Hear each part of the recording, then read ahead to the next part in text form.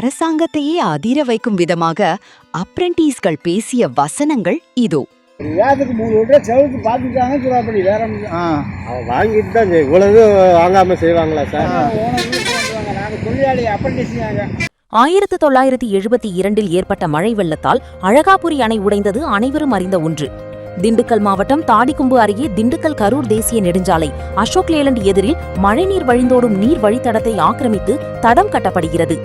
திண்டுக்கல் மாநகரில் வழியக்கூடிய மழைநீர் மற்றும் செட்டிநாயக்கன்பட்டி பெரியகுளம், கள்ளிப்பட்டி கண்மாய், செங்குளம் ஆகிய குளங்களில் இருந்தும் மற்றும் சிறு குறு ஏரி குளம் குட்டைகளில் இருந்தும் மறுகால் பாயும் பொழுது இவ்வழியாக நீர்வரத்து அதிகமாகி இப்பகுதியை கடந்து குடகநாற்றில் கலக்கிறது.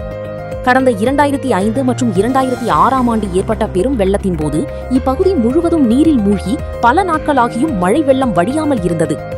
தற்பொழுது அந்த பகுதி முழுவதும் ஆக்கிரமிப்பு செய்து நீர் வழித்தடத்தையும் அதன் போக்கையும் மாற்றியமைக்கும் விதமாக செயல்படுவதால் மீண்டும் பெருவெள்ளம் ஏற்படும் பொழுது இப்பகுதி மிகப்பெரிய பேரழிவை சந்திக்க நேரிடும் என்பதால் மாவட்ட நிர்வாகம் உடனடி நடவடிக்கையாக தடுத்து நிறுத்தி நீர் வழித்தடத்தை பாதுகாக்க வேண்டும் என்பது சமூக ஆர்வலர்களின் வேண்டுகோளாக